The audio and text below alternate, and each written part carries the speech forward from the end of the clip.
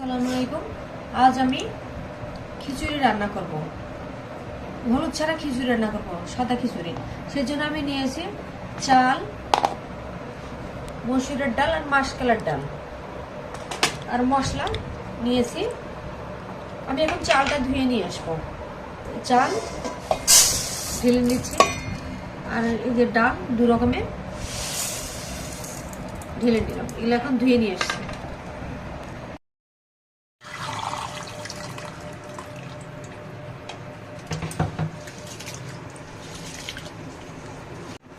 আমি চাল আর ডাল ভালো করে ধুয়ে নিয়ে এসেছি।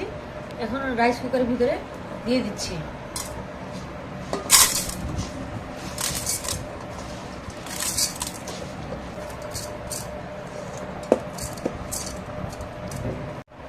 মরিচ, রসুন কুচি করা দিচ্ছি, আর এখানে পেঁয়াজ কুচি, লবণ, আদা বাটা, রসুন বাটা, জিরার গুঁড়া, ধনিয়ার গুঁড়া, গরম মশলার গুঁড়া দিয়ে দিচ্ছি। হলুদ দিব না, হলুদ ছাড়া রান্না করবো।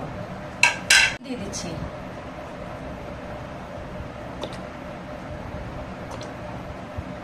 ভালো করে মাখিয়ে নেব।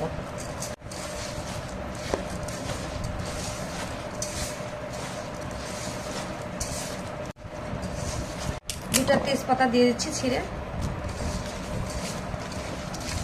এখন চুলায় উঠাই দিব।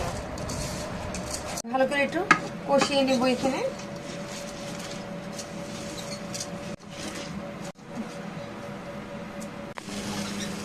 চালটা কষানো হয়ে গিয়েছে, আমি এখন পানি দিয়ে দিব,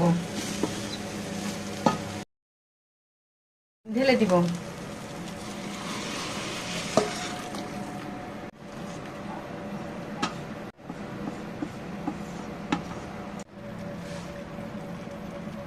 হয়ে গিয়েছে, এখন নামিয়ে নিব।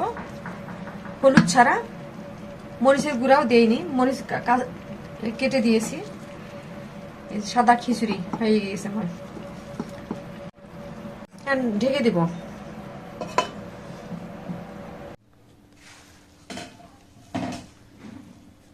খিচুড়ি হয়ে গেছে, আমি এখন ঢেকে দিব।